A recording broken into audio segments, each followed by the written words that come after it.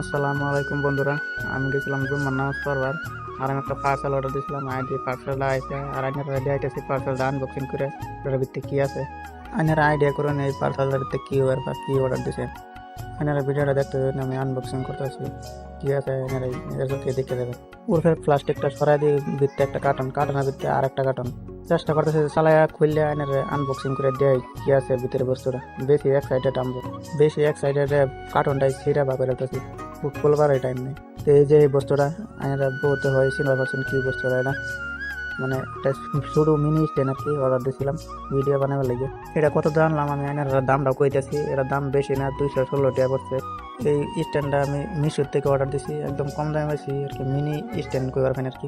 এই স্ট্যান্ডের হাইটটা যাইতেছে এনার কত না হাইট হবো, বেশি না 3 ফিটের মতন হাইট আর কি।